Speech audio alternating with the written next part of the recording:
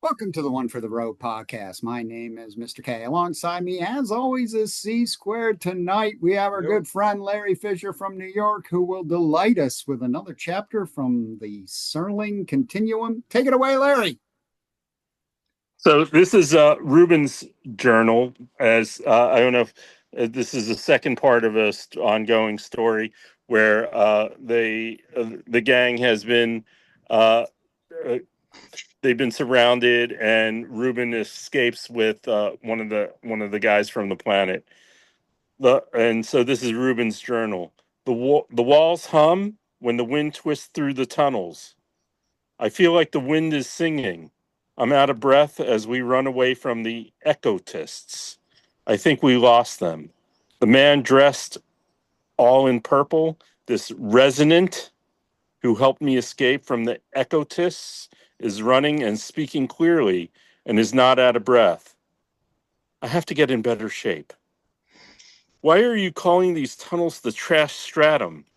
That was the name of wasn't just the name of my store, but also the name of the tunnels under the city where I come from. I'm reading your mind. I have telepathic abilities. Does every world have a trash stratum? How would I know? I only know these tunnels. Does everyone here have telepathic abilities? Most residents have some form of telepathic ability. We also have people who can tell the future, and we have people who can block you from reading our minds. For example, you have telepathic abilities, but my people have put a block on you. Why would you put a block on me? We don't trust you yet, Solomon Vale said. His eyes looked tired. Who are you? I asked. My group is called the Veil Keepers. I am part of a group that has 23 members in it. We are artists who work with memory. We share memories telepathically. Solomon wore a purple coat which seemed to be alive. It shimmered like a storm cloud and provided light in the dark tunnel. His coat was gave more light than a huge lightning bug. What are these tunnels? This is the old world. Isn't that what your trash stratum is on your planet? We take and explore the old items and make new art pieces out of them. Old wires become jewelry, rust becomes part of a ritual. We build signals. That's how you guys got here. We sent you a signal. Why don't the ecotists like you? They fear the tunnels. The ecotists are an interesting lot. They freak out about us. They know we mostly keep to ourselves, but they get freaked out that we have secret societies that are limited to 25 to 50 people in each group. We don't share what we do when we meet. What do we do? We share our artistic creations. Some of us form bands and play at the meetings. And that's the whole society? That's the whole society. That doesn't sound so threatening.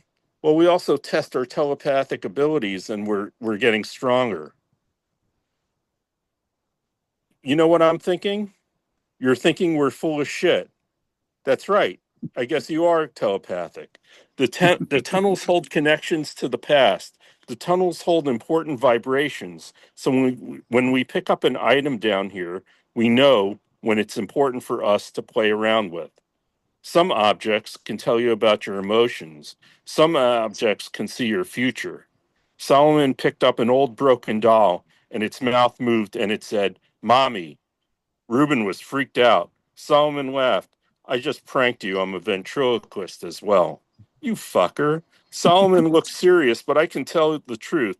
Go on, check it out. The vibrations on objects.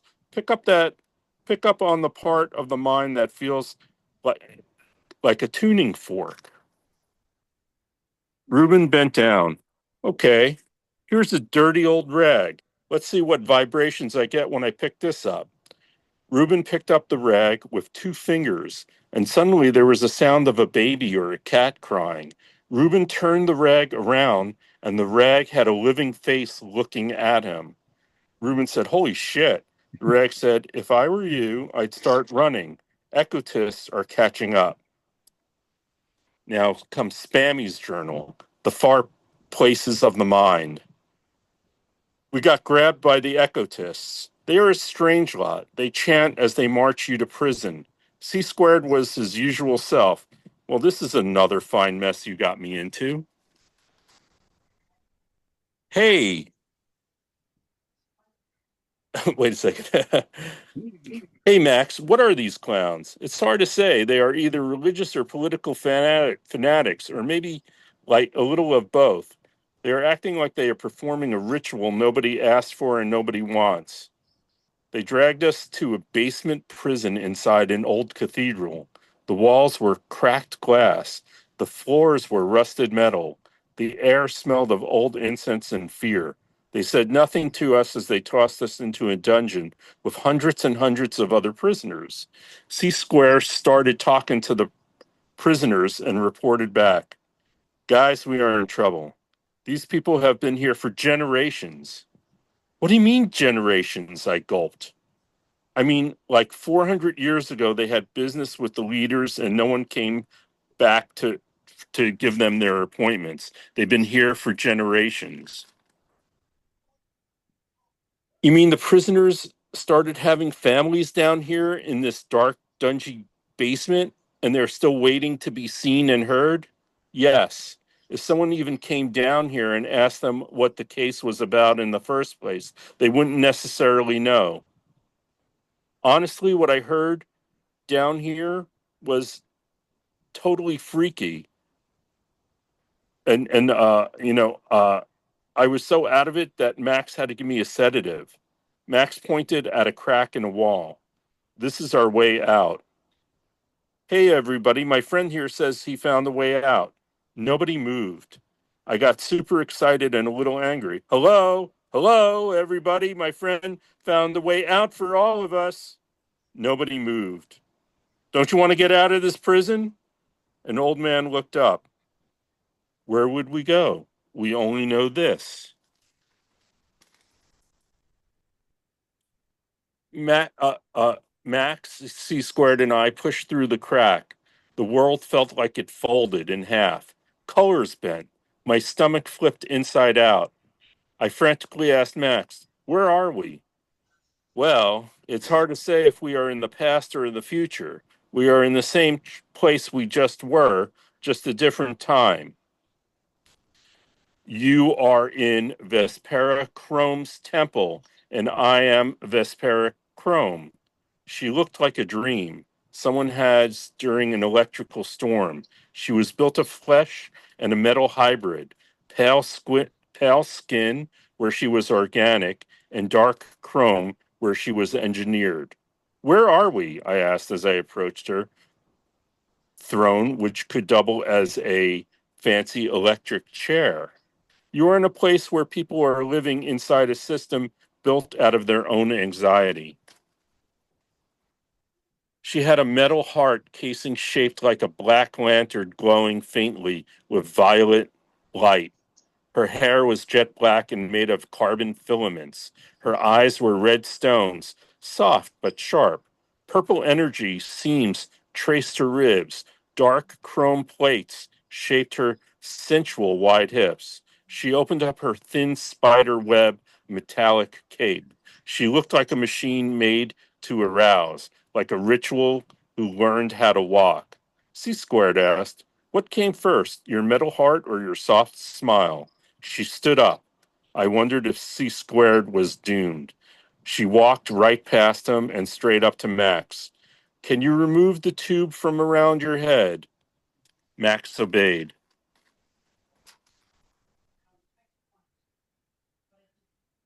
His circuits hummed, his chest light flickered, his words tripped over each other like nervous children.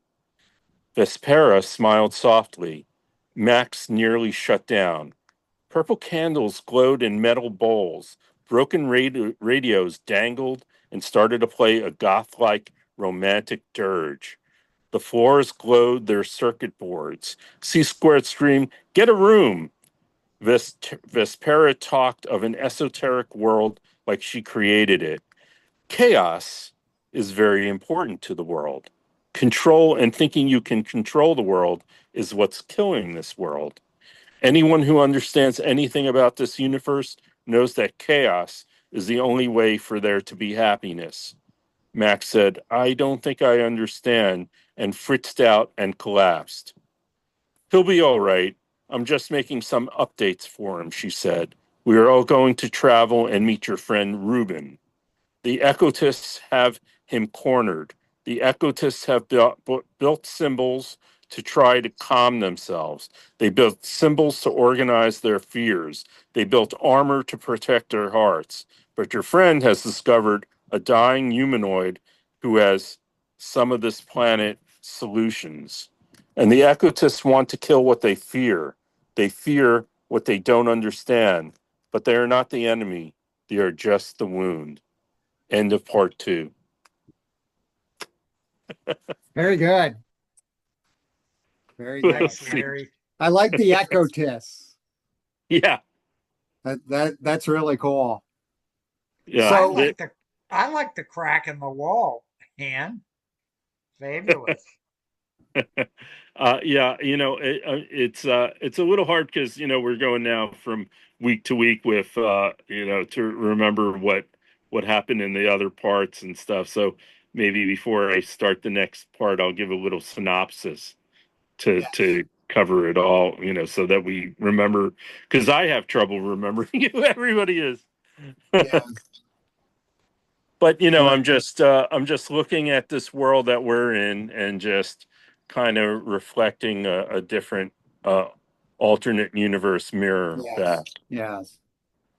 So the man in purple, did he have any special powers in your Uh story? yeah, he's telepathic, and he what you'll find out in the next chapter is that his group, like, they actually did go back in time, and this creature that is half was a human is a humanoid who is dying, and his group has repaired her generations ago. And so, and this group is still ongoing. And and what I'm looking at, what I'm trying to go for, is how there are generations of organizations that have survived, and how the legacy of passing on the ideas from one group, whether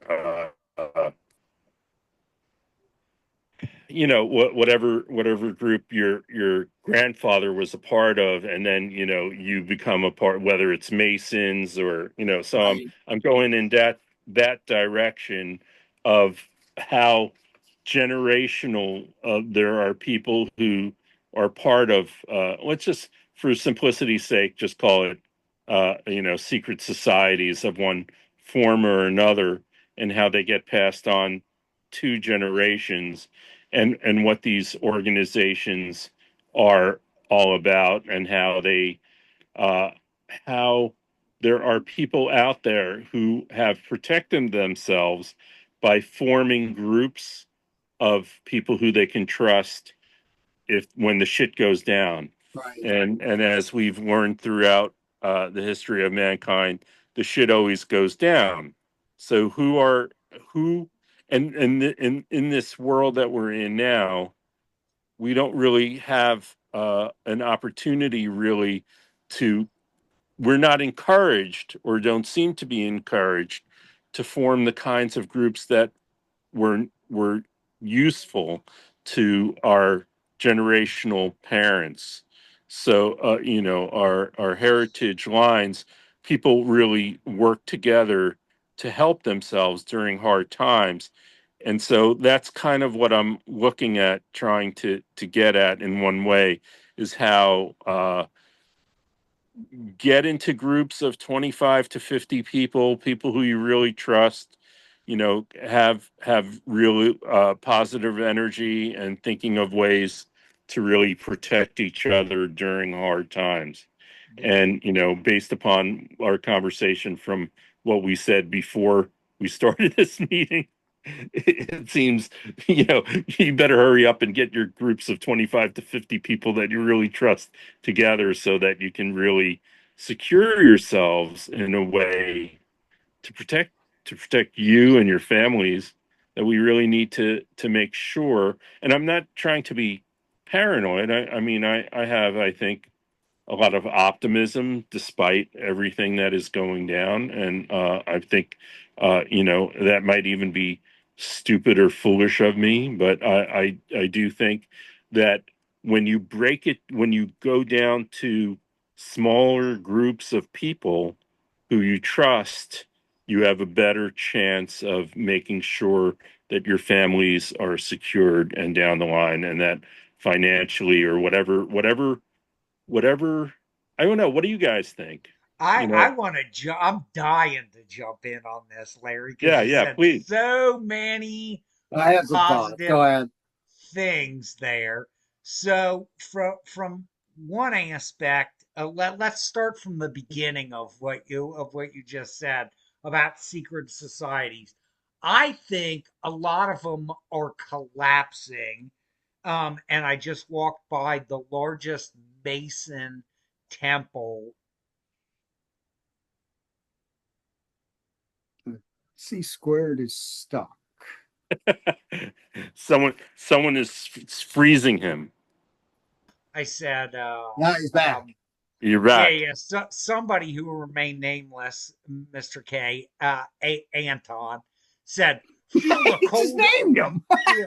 feel, feel the cold air coming out of there." And I couldn't resist saying, that's because the crypt in the basement need to be chilled down for all the years it was down there.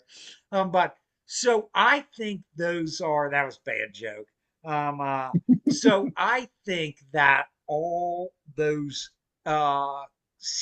smaller secret societies are being dismantled because they have no more use to the big players. It's so large and so global at this point in time. They don't need those local organizations anymore, so they're just letting them collapse because it They don't is want them.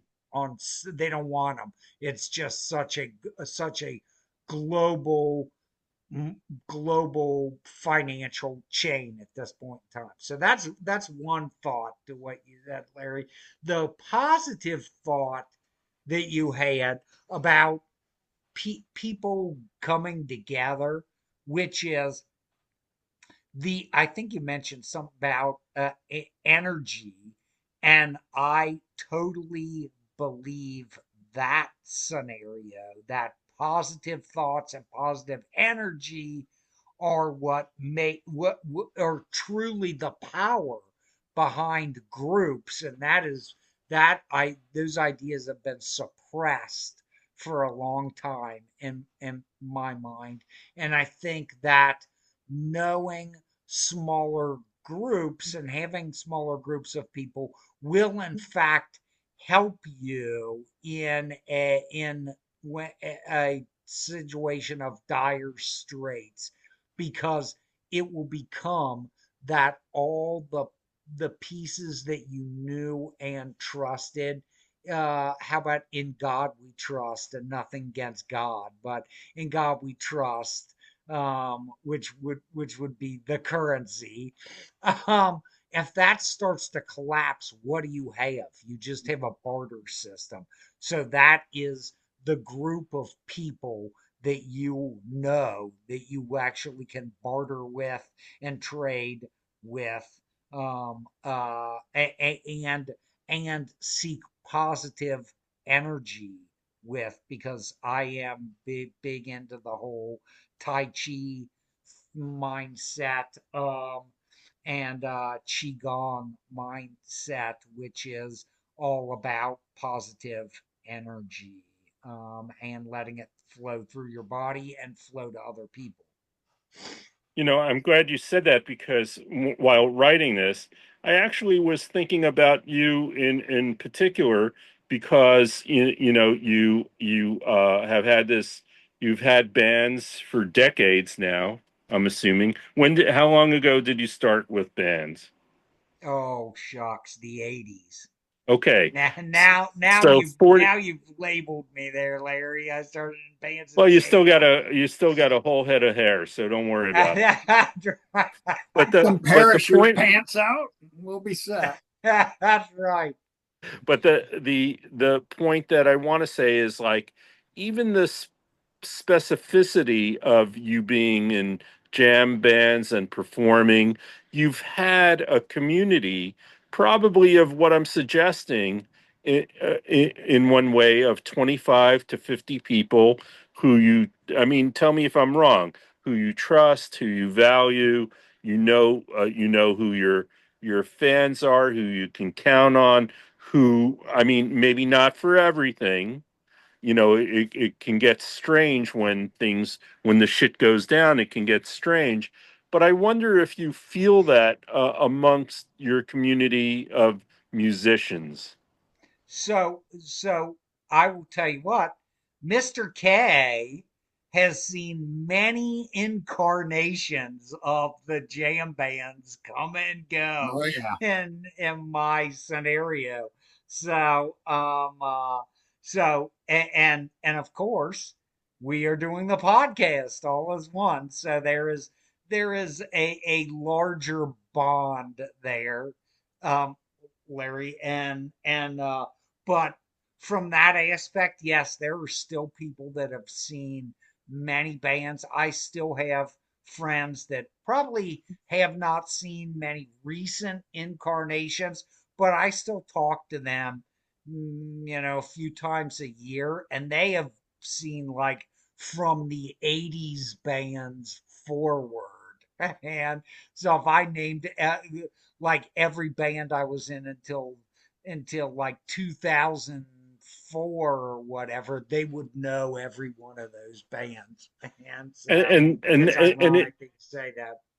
yeah, and it's not just that they've seen the bands or know the music, but there's a music can be a connecting all artistic endeavors, but music has a special place that I find with people who are in bands because of the chemistry that is needed to make songs, to go on tour, to rehearse, all the rehearsal. It is very much like a marriage, Yes, it and is. it just there's a sense within bands of a union that just goes on way beyond past what the different incarnations of the bands are.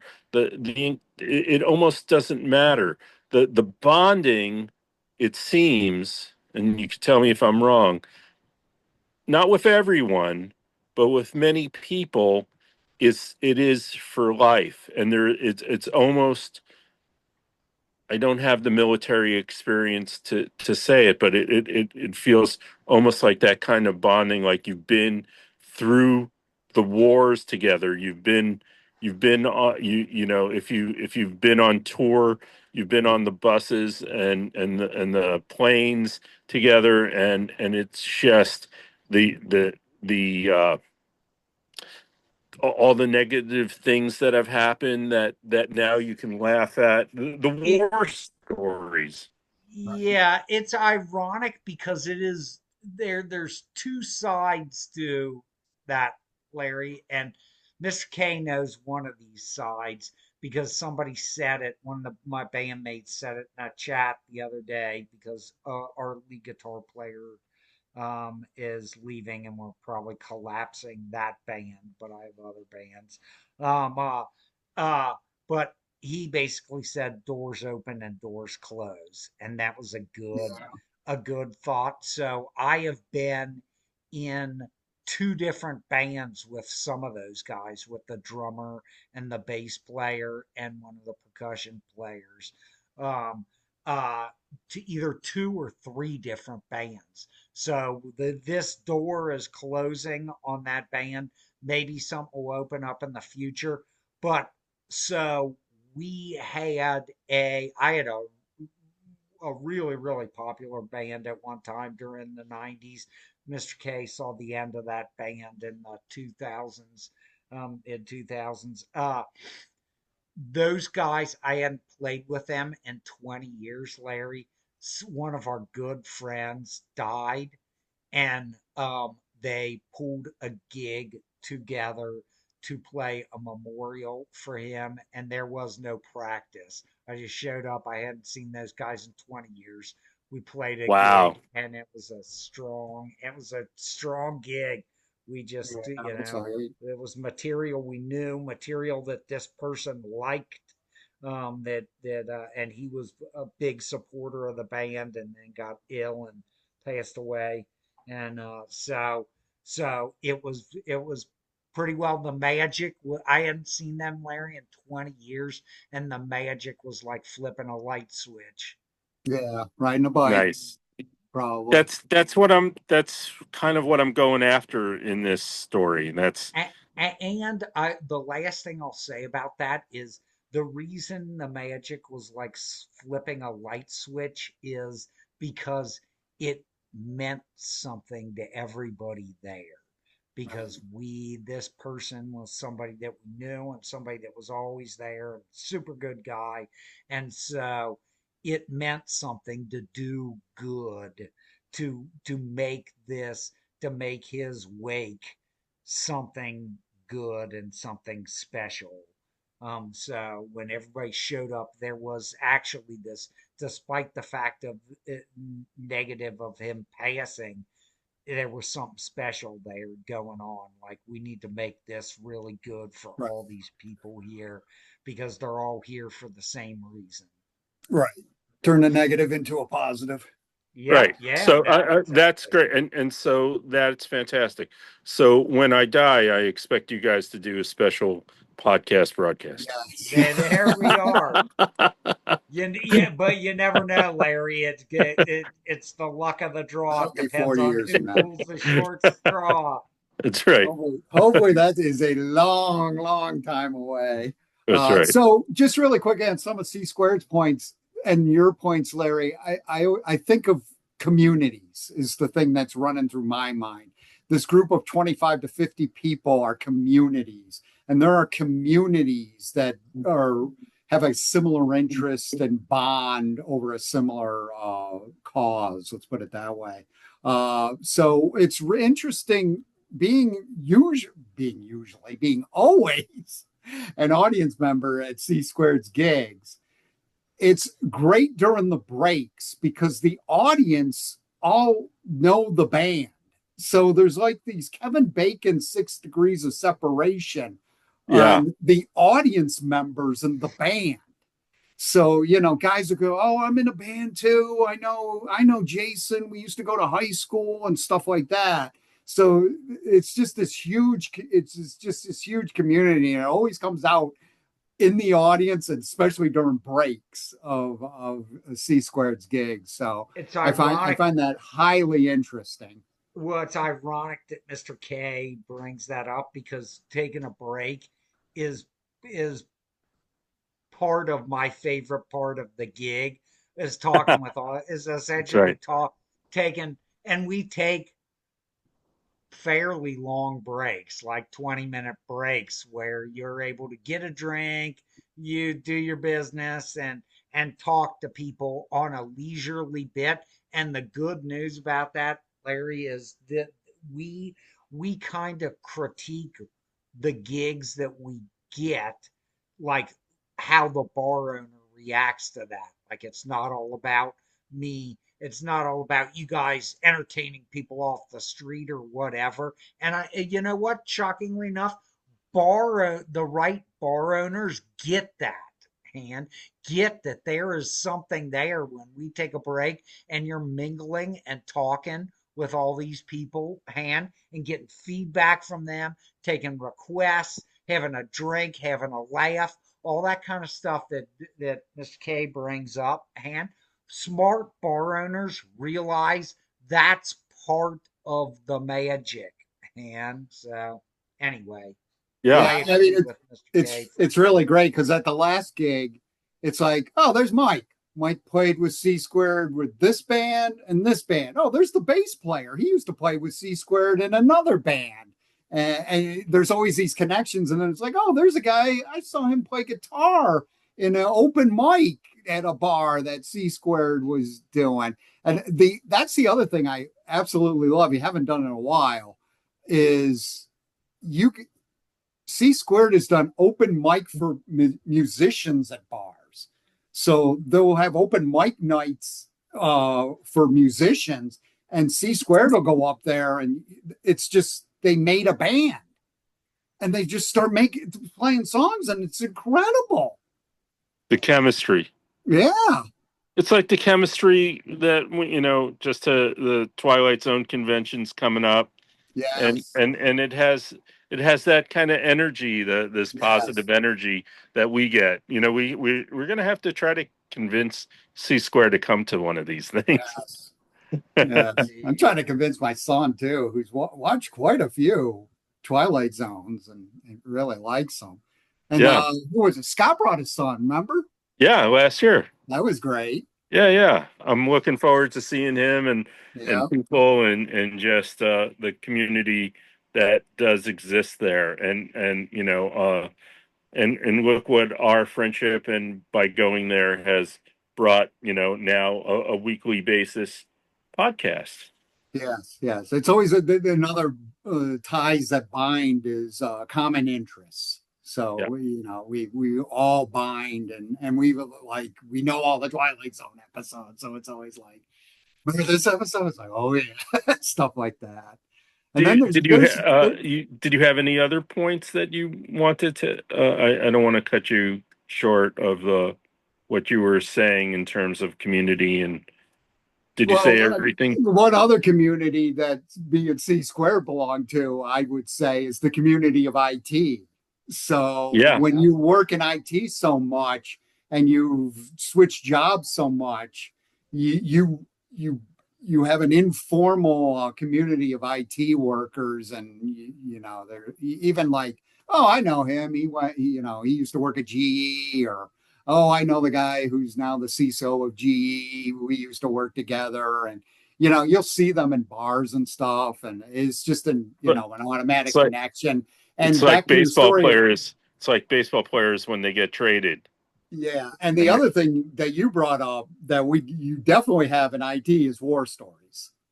Yeah, but you have good and bad. That's the other thing I wanted to bring up is people like to focus on the bad and remember that outage, but man, remember that project we delivered before it was due and stuff like that. Right. So sometimes they don't. I like to see equal good and bad when you're talking about, war stories. Miss K brought up conventions. We did some conventions, IT conventions together, and those were kind of like you're saying, Larry, kind of like any other convention. Yes. Where do you guys become maniacs? Yes. Yeah. Especially if they're in Vegas. A couple of times we will not discuss becoming maniacs because lots of those conventions used to go on in Vegas, and it was always open bar, which is a bad thing, which is a horrible thing. And the West Coast, Vegas or the West Coast will bring out Vegas the worst. Or the West Coast, that's right. Yeah. And Vegas, they got the air blowing in there, so you just start drinking, and next thing you know, the sun is up, and you're like, right. and you got to be somewhere. And you're like, I'm still in yesterday's suit. This is ugly. Yeah. I can make this. We'll leave it at that, opposed to details, man. Just really quickly, I remember I woke up. I was like, well, I stumbled into my hotel room and it was 4 a.m. and I go, oh, great. Breakfast is at 6. I go, 2 hours. That ought to do. Oh, yeah. Did you ever sleep through a wake up? No. Almost made it. You made it for breakfast? Yep. We made it. I don't know if I Well, could do that again. yeah. So the sunlight scenario, Larry, is there is no sleep. Just keep going, and there is no breakfast. And we had a I had a filet mignon lunch. I took one bite of it, and it was like, you know what? We'll be taking this in a carry-out box to somewhere, even though I Right. don't have anything. I may never eat again. My Right. thing is, you don't sleep in Vegas. You just take naps. You just take That's a right. nap. You That's just take a right. nap so you can be refreshed to If you're keep lucky, going. you take a nap. Yeah, And yeah. I was like, You you ever just take fall a asleep at nap. one of the meetings? Almost. Almost. All right. yeah. Are we ready for part two? Yeah, let's go to our next topic. I thought we, in our continuing saga of unheard of and unheralded 70s and 80s shows, I thought we'd talk about Fridays, the hit late night show of the 80s. It Love it. started from the ashes of SNL. It was a late night show on ABC that ran from 1980 to 82. It was show produced by Jack Burns.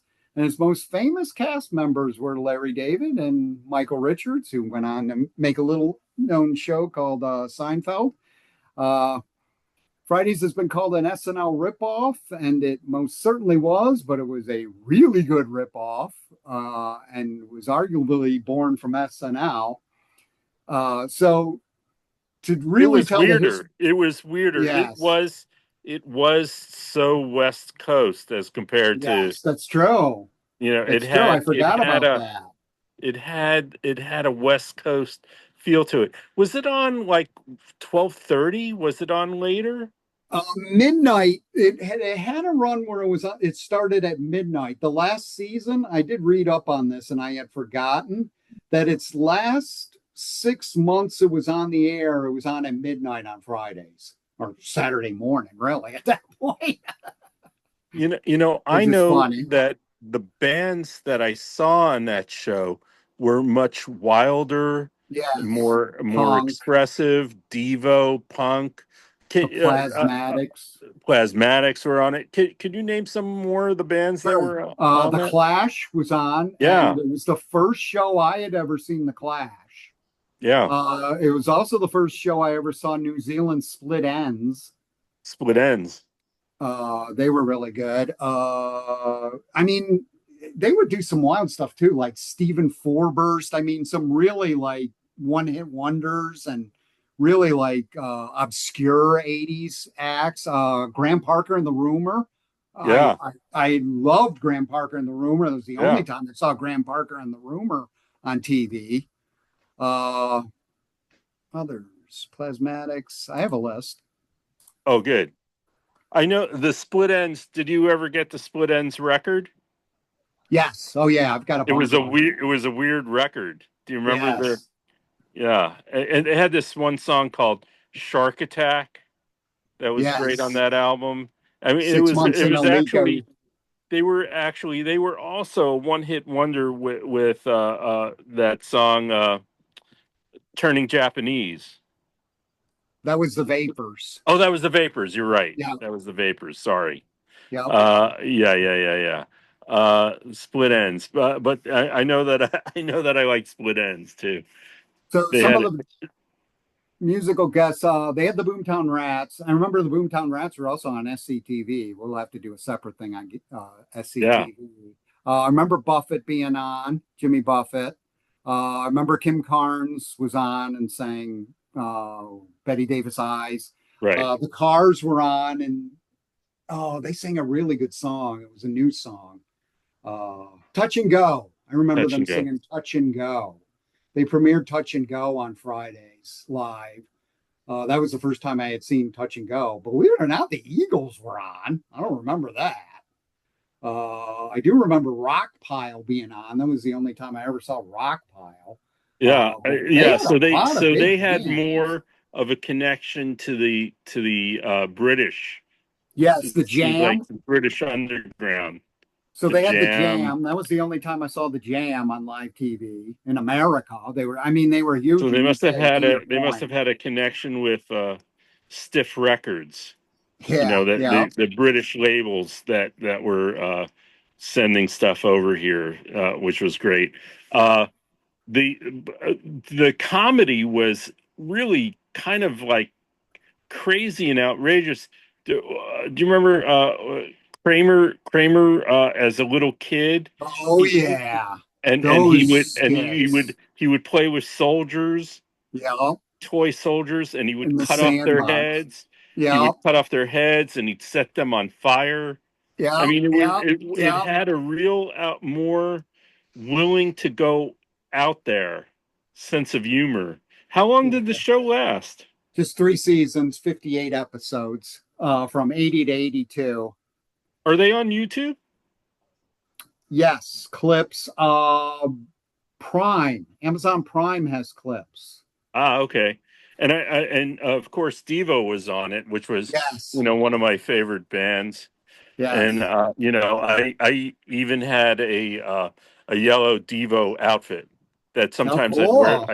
I'd wear it at Queens College. That was my school. I go to school wearing the Devo outfit. Right, And one right. time one of my That's first cool. when I was I wore the Devo outfit and I had a bowling bag and I went to my writing class and I read a story about a guy in a Devo outfit with a bowling bag and how he carry and in the bag is a head.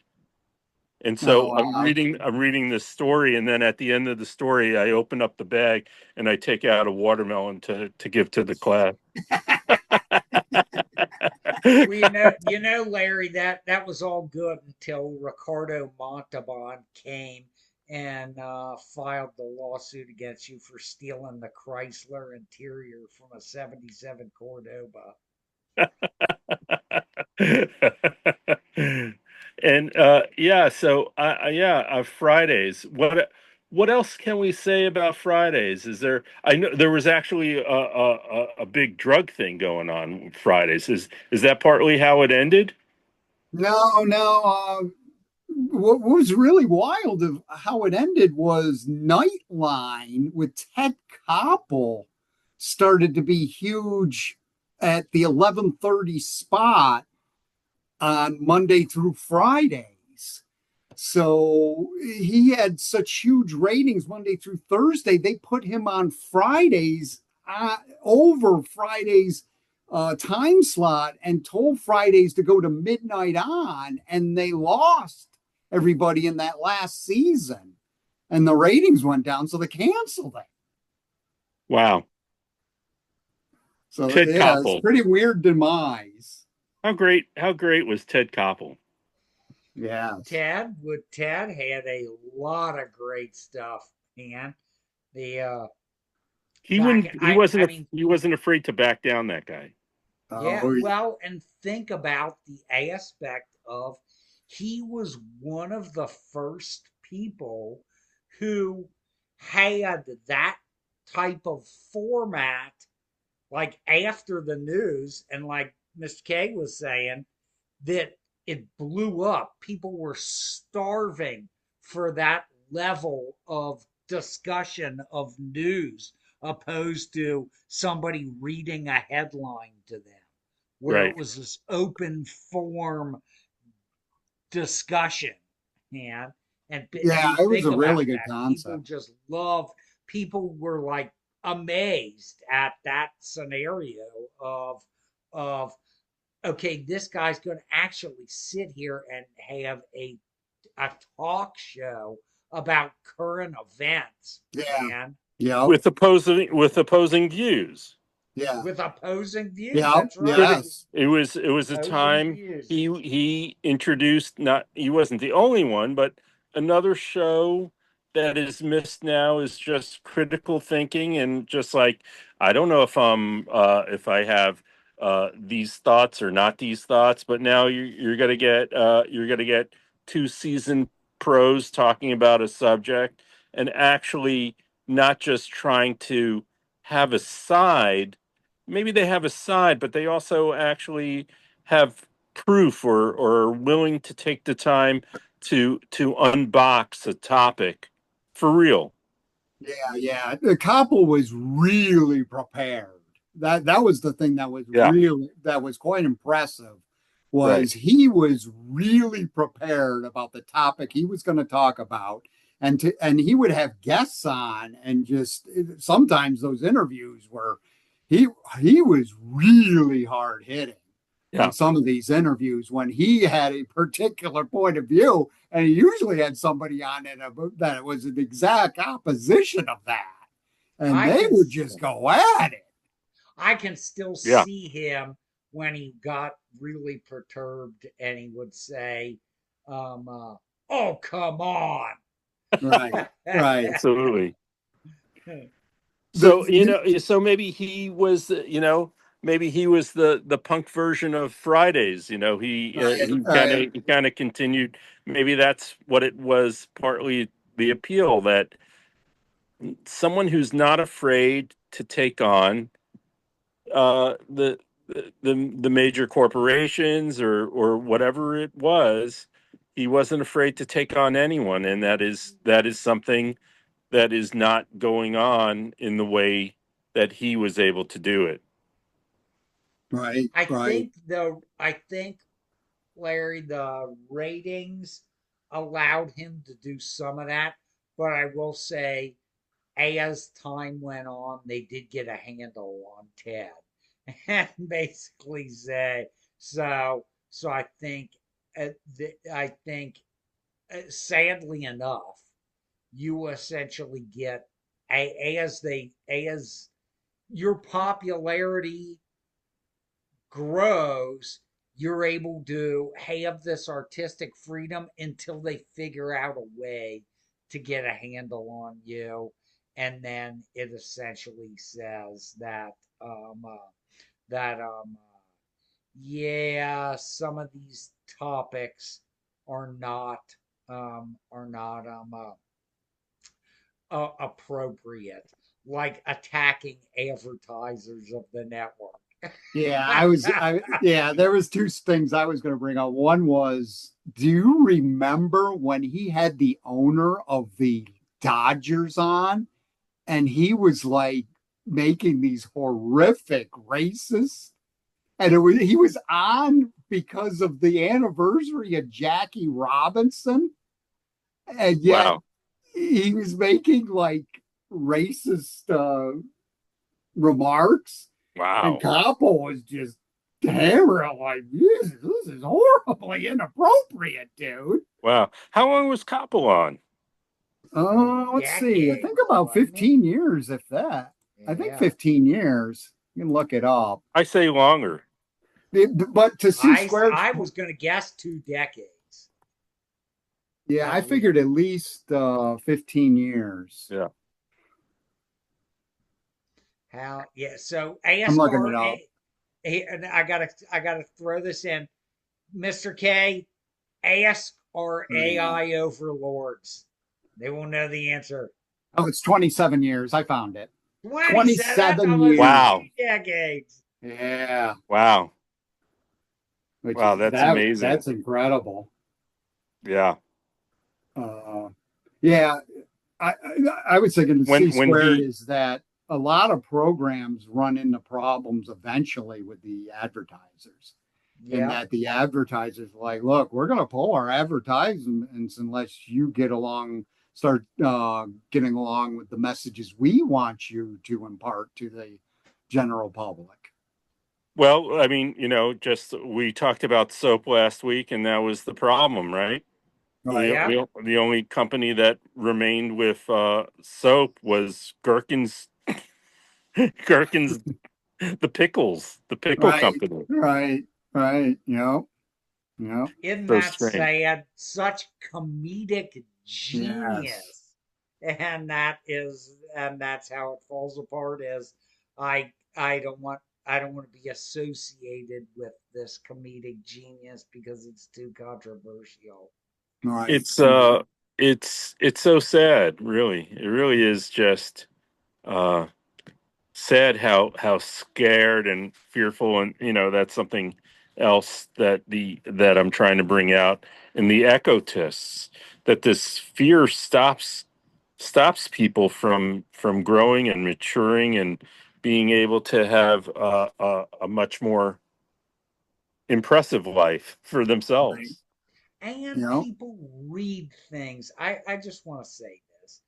People read things into to uh, other folks that while they may be saying things just off the cuff, they're really they're trying to either be funny or they don't quite grasp the that how what they're saying is viewed, and um that is a problem on both from both the person saying it and the person uh listening to it. And I will say, and the reason I bring this up is I think one of the greatest owners of the Cincinnati Reds was Marge Shaw. She took a disastrous team, and because she loved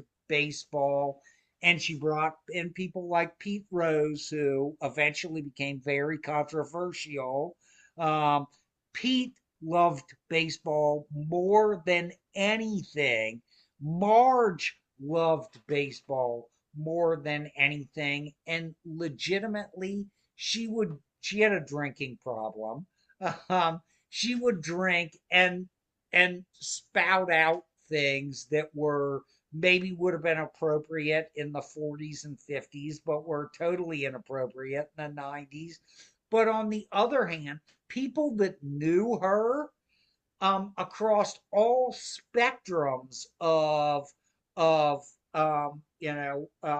race or religion or any of this, any kind of gender related stuff, people that knew her personally were like, she's actually a just a good old boy, being a girl, but she's a good old boy, and she's like actually a decent person.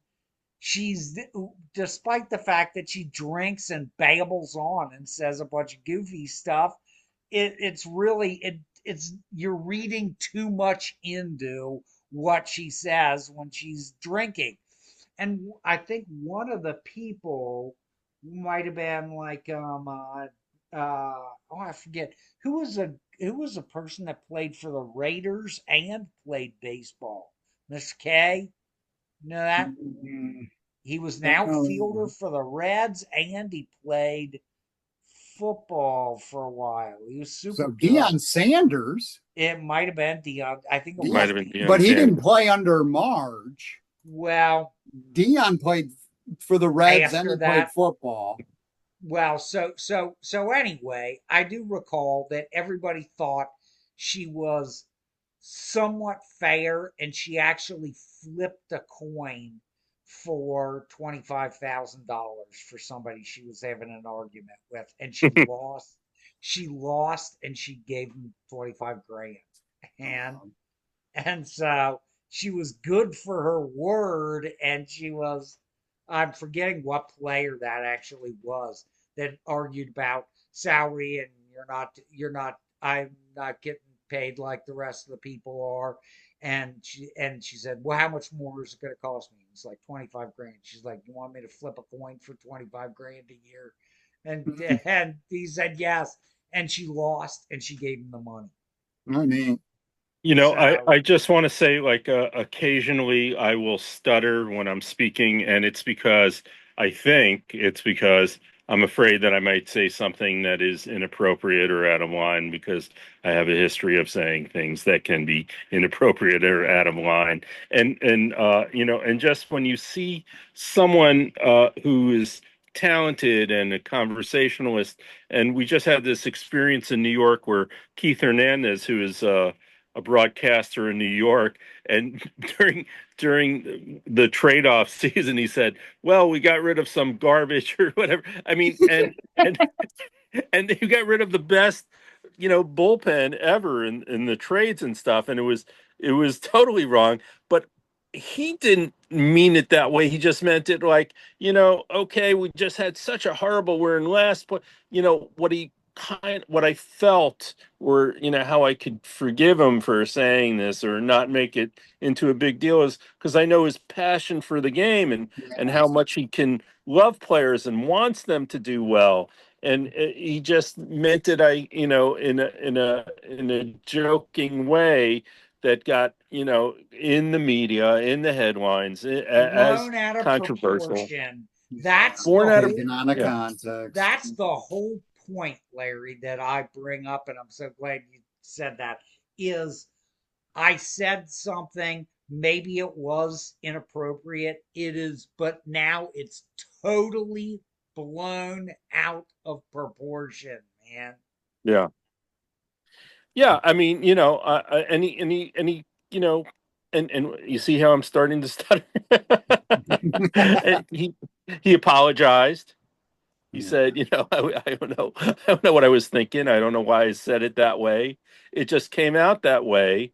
And he probably meant what he should have corrected is, I didn't mean those three guys that we traded, because those were the best guys on our team. It's the rest of the team that stinks and is garbage. He probably could have said that. Let me clarify. And that would have been more accurate. I mean, we have a team of old guys who are not playing well, Polanco and Semyon and Bichette, and the highest budget of a team ever Yeah. that was spent, and they really just like 0 for 50, and Robert, and so the team has stunk this year, and now that the trade has happened, actually, they just swept Cleveland, so Cleveland. No, so who was that's in a my playoff team. position. So I'd love the Mets to be finally in a position where they can be the spoilers, Yeah. Yeah. and be the bad guys, Yeah. because they.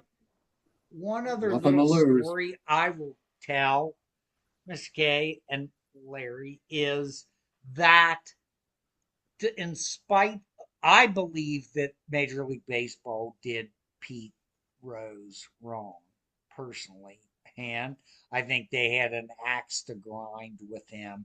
I think, what is it, Bud Selig and a bunch of those people who I think were total idiots had a big axe to friggin' grind with him. It was Um, probably stemming from that All-Star game yeah, where he yeah, yeah. crashed into Bob Fosse, Yeah. Ray. Well, yeah, there the could have been catcher. multiple things, but Yeah. I went to many games where Marge was still running the team, and Pete would be sitting in a fan green seat surrounded by people he didn't know, other fans, and essentially they would whenever Pete was there, they would blow the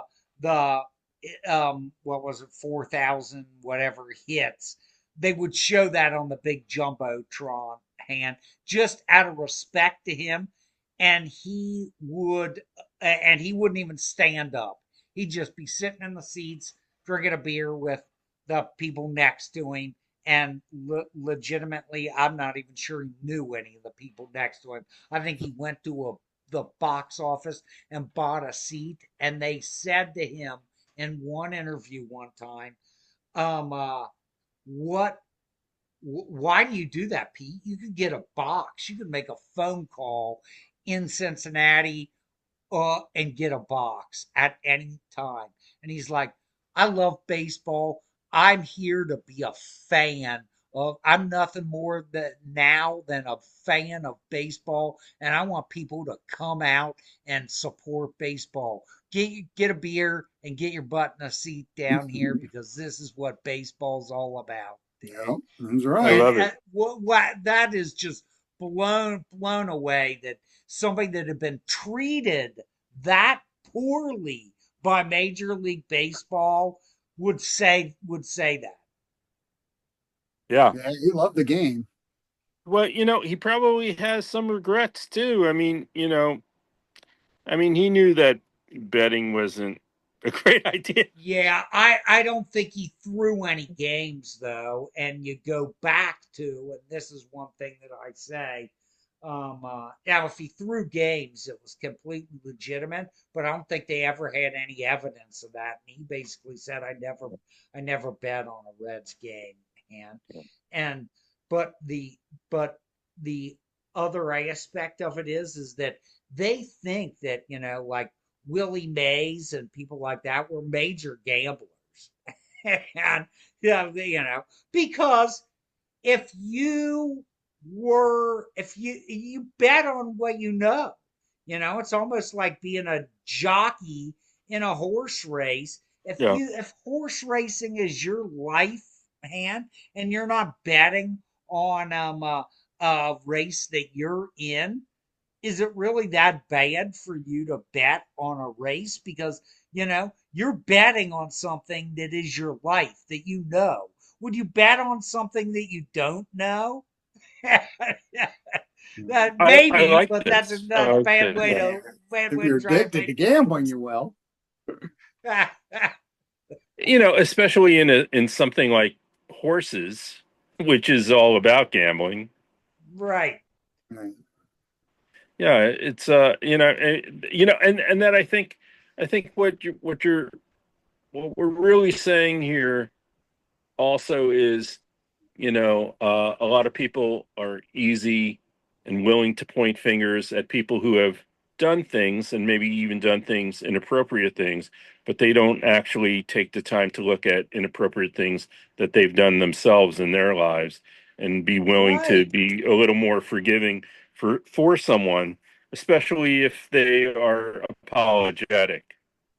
Especially if they're apologetic about something and really seem sincere Right. that they're, you know, yes, I made a mistake and it wasn't a great thing to do, but Yeah, you and know, the reason that this is such an interesting conversation, and I'm so glad we took it here, is that I think it is worse, or it has been worse now in the like it. I think it peaked within the last 4 years or 6 years. It has been worse now than it is ever. I think it boiled over and the peak kind of exploded of people being so offended and then being like off the rocker, either violent or whatever, about something that is totally blown out of proportion. And Right. and it and I seems like look at this. that and I think I'm pointing to, I think, a lot of college campuses and a lot of things that have happened related to police arrests or things that they view that the government has done that is not appropriate. And I'm like, this is so blown out of proportion, it's unbelievable.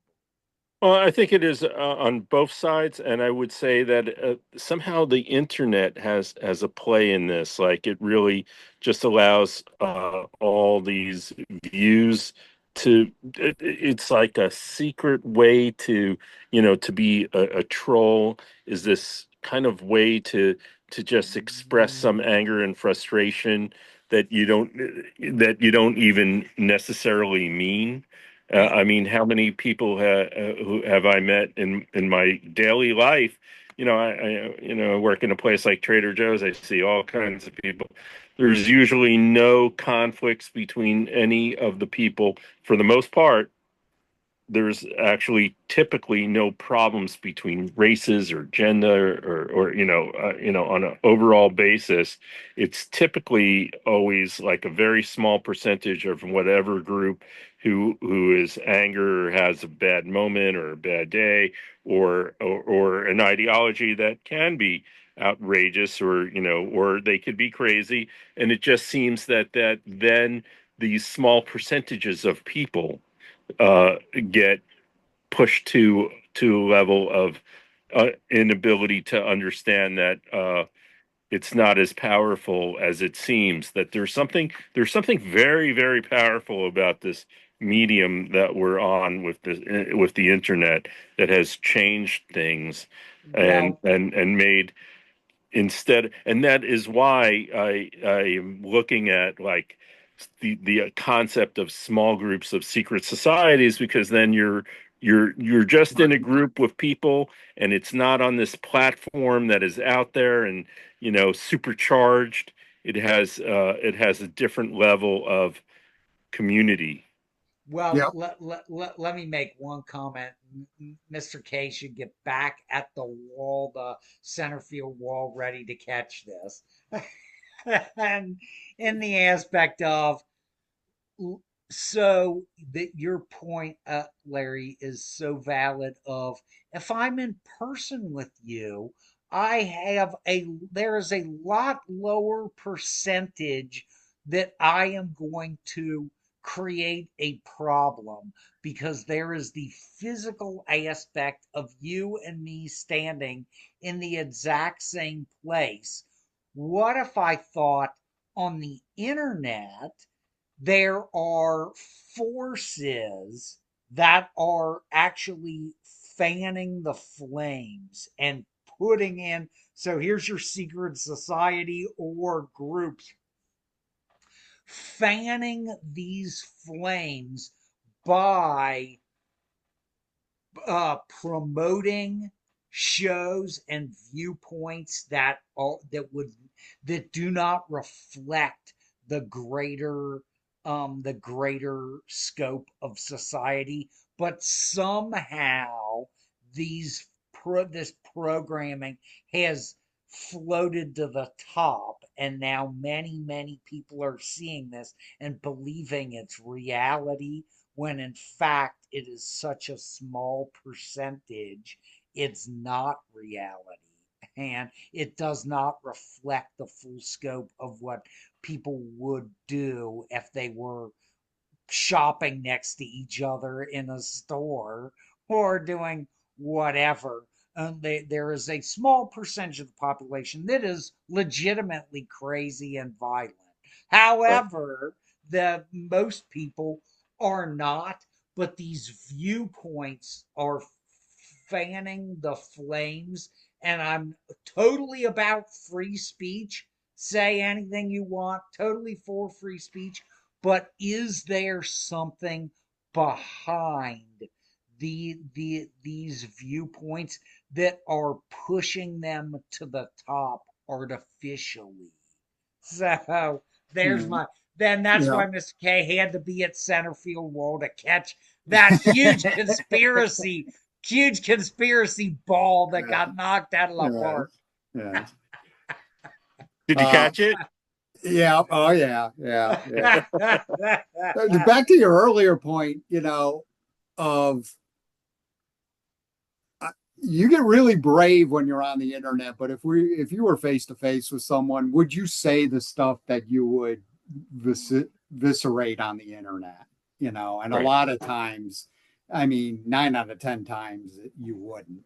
I mean, to your point earlier, I think your behavior is drastically different when you're having conversations face to face. And are you actually arguing with a bot that Correct. is bought, Yeah, yeah, a true. bot that is bought and paid for Yeah, by somebody else, and you're actually having an argument with 10,000 bots that essentially have been deployed to push this viewpoint up the chain.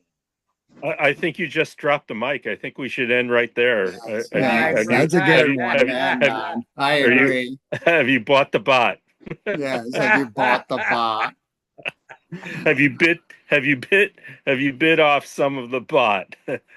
Hey, you know what?